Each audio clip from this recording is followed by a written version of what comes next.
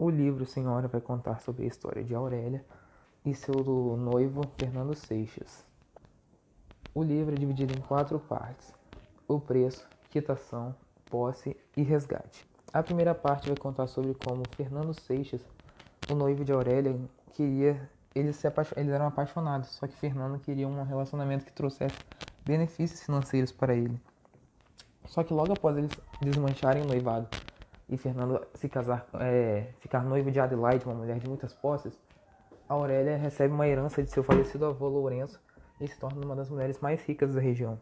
Depois disso, Aurélia fala para seu tio Lemos fazer uma proposta às cegas para se vingar de Fernando, que acaba aceitando a proposta e se casando com uma mulher que nem sabia quem era.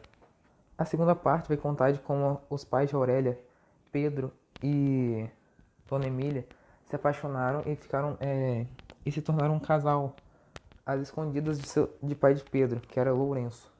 Um tempo depois que eles se conheceram, Pedro e Dona Emília, Lourenço propõe que seu filho se case com uma mulher muito rica da região.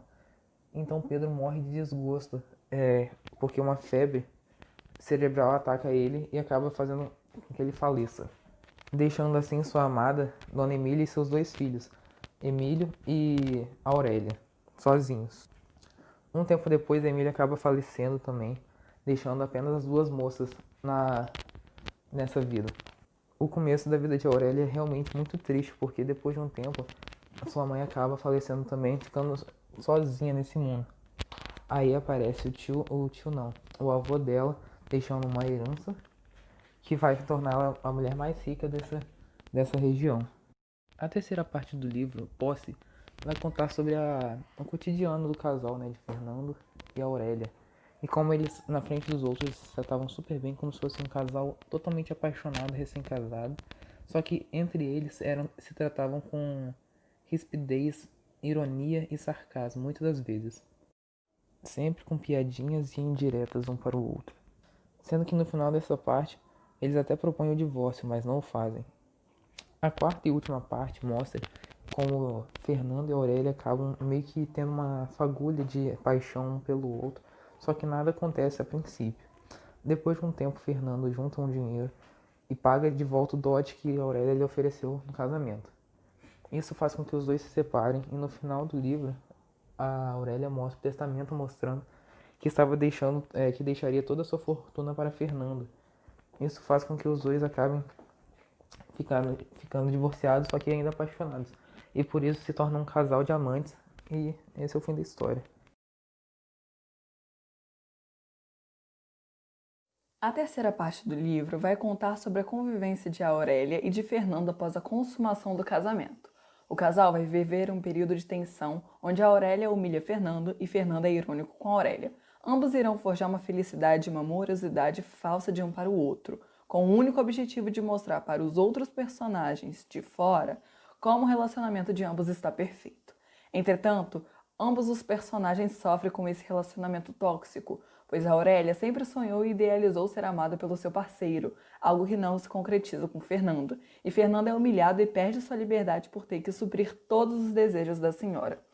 Desolada pela falta de amor, Aurélia busca consolo e abrigo de seu sofrimento.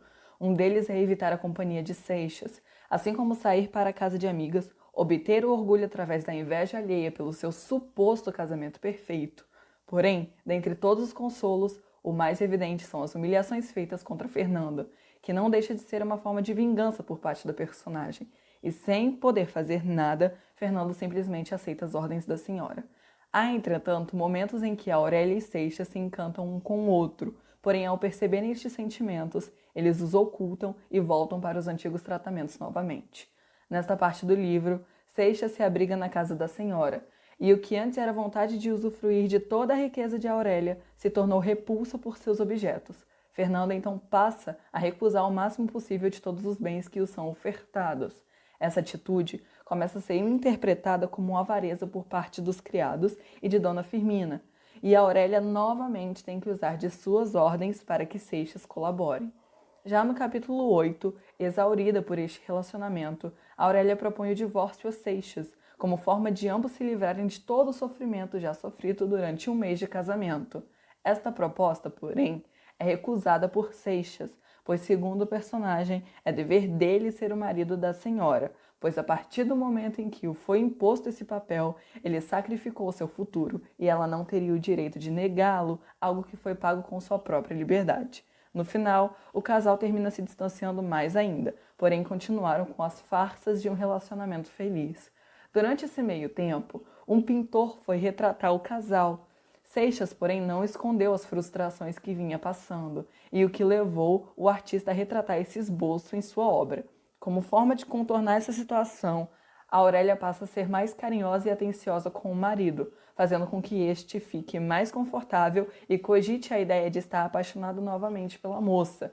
O artista então os desenha novamente e o resultado é satisfatório. Entretanto, a senhora muda novamente o comportamento para com Fernando, ficando claro que foi pelo simples interesse de obter a obra essa mudança comportamental de Aurélia. Em relação aos elementos da narrativa, nós temos o narrador, o enredo, os personagens, o tempo e o espaço.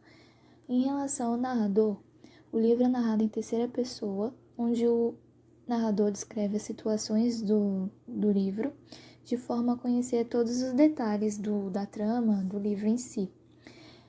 Mais especificamente, esse narrador é chamado de narrador onisciente, onde o narrador sabe de tudo sobre o enredo e os personagens e revela muito sentimento, muitos pensamentos íntimos e vai além da própria imaginação do narrador, e ele está pondo toda a sua imaginação ali no livro.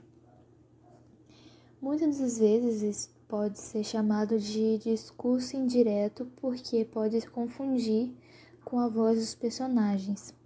E aí todos esses elementos do narrador estão correlacionados e dão características por enredo, que no caso é a essência do livro, da trama em si.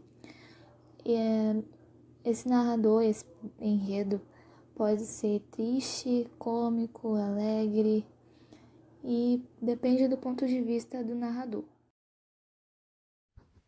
Então, em relação ao tempo na obra Senhora de José de Alencar, a gente pode dizer que é um tempo cronológico histórico, né? Cronológico ou histórico. Por quê?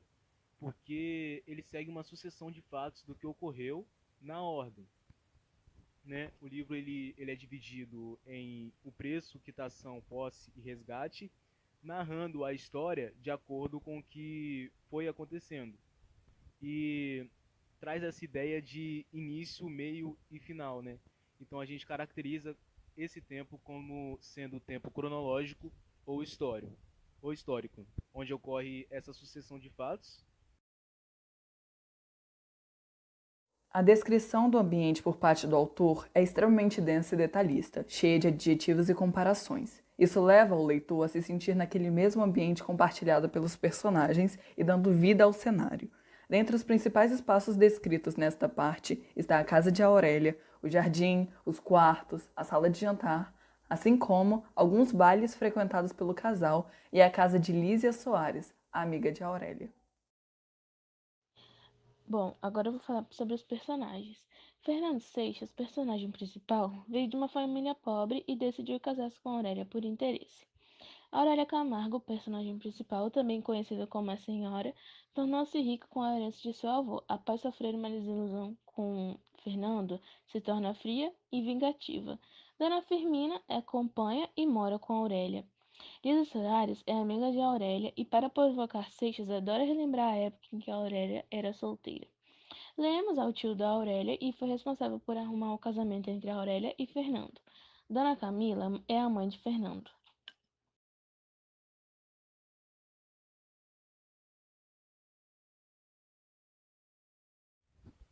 Bom, sobre o filme com contexto parecido, foi escolhido o filme a propósito. Por quê? Porque a história ela é baseada em um conflito de interesses onde uma famosa editora, conhecida como Margaret Taylor, ela vai ser deportada dos Estados Unidos de volta para o seu país de origem, o Canadá. E para que ela não seja deportada, né, para que isso não aconteça, ela força o seu assistente, chamado de Andrew, a se casar com ela. E ele, né, por sua vez, ele pede algo em troca. O que ele pede? Ele pede a ser promovido a escritor. E esse enredo, ele se parece bastante com a obra Senhora, por quê? Porque esse casamento ele se dá de acordo com os interesses, né? A Margaret interessada em não ser deportada para os Estados Unidos para manter seu emprego e o Andrew interessado em ser promovido, assim como a Aurélia, interessada no seu desejo de vingança por Fernando e Fernando interessado pelo dinheiro, né? Por isso que ele se casa até com a Aurélia. E o fim desses dois enredos, ele se dá com os dois, né, se apaixonando no final. Como sendo assim também, né, típico do romantismo, né? Esse final bom aí, esse final feliz. E isso se dá no filme também.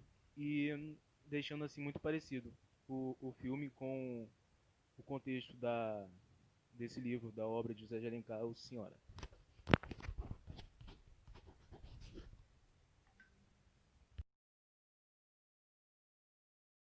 Agora eu vou falar sobre as características do romantismo na terceira parte. A primeira é o grande sentimentalismo expresso pelos personagens, que leva o leitor ao compreendimento de toda a intensidade passada pelo casal. A outra é a mulher com desejos próprios, típica característica encontrada na terceira fase do romantismo brasileiro. A Aurélia humilha e implica com Seixas, uma forma de se vingar da humilhação que ela passou quando ele a trocou por outra mulher mais rica. A próxima é a idealização, o sonho do amor perfeito. A Aurélia sempre sonhou em ser amada, desejo esse não concretizado em seu relacionamento com Seixas. Então ela se frustra e fica melancólica durante esta parte do livro. A descrição deste amor perfeito, idealizado pelos personagens, que no caso é a Aurélia, é o outro. É um trecho que ela fala, o outro. Aquele quem eu sonhei outrora. Esse bem sei que não dá todo o ouro do mundo. Por ele, por um dia, por uma hora dessa bem-aventurança, sacrificaria não só a riqueza, que nada vale, porém a minha vida. E creio que minha alma, amor que se vende, é da mesma natureza desses postiços, frocos de lã ou despojo alheio. Uma outra parte também, e que é a mais explícita, é quando Seixas escreve para Dona Firmina o poema Parisina do autor romântico Lord Byron. Bom, alguns aspectos que estão na parte 3 do livro. Quem era Lemos e qual o seu relacionamento com a Aurélia? Bom, Lemos era o tio de Aurélia e foi ele que ficou com a guarda da Aurélia quando os seus pais faleceram e o seu avô também. O motivo pelo qual Aurélia e Fernando viveram um casamento de fachada por alguns meses. Bom, a Aurélia queria se vingar de Fernando porque ele terminou com ela porque ela era pobre e ele queria se enriquecer através de um casamento. E aí os dois ficaram juntos porque para mostrar para a sociedade que eles eram perfeitos um para o outro, mas por fachada mesmo, para mostrar uma coisa que eles não viviam. O ambiente social em que se desenvolve o romance. Bom, no começo da história, o romance é contado em um ambiente onde os personagens são pobres, então o ciclo social deles é de classe baixa. E aí, no decorrer da história, da narrativa, é quando a Aurélia descobre a herança de seu avô e já muda para classe alta, classe média, já muda de classe baixa para classe mais alta. Que aí é quando ela começa a visitar bailes e etc. Os aspectos negativos da personalidade de ambos, aqueles aspectos que vão contra o esperado pelos ideais do romantismo.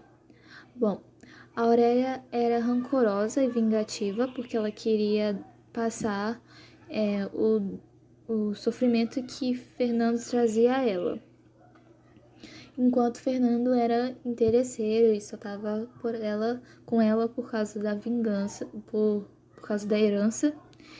E aí ele queria se enriquecer às custas desse casamento. E eles eram muito orgulhosos, porque um gostava do outro, um era apaixonado pelo outro, só que não aceitavam esse amor transparecer. O papel das famílias. Bom, a família de Aurélia basicamente acabou quando os pais dela faleceu e o avô dela também.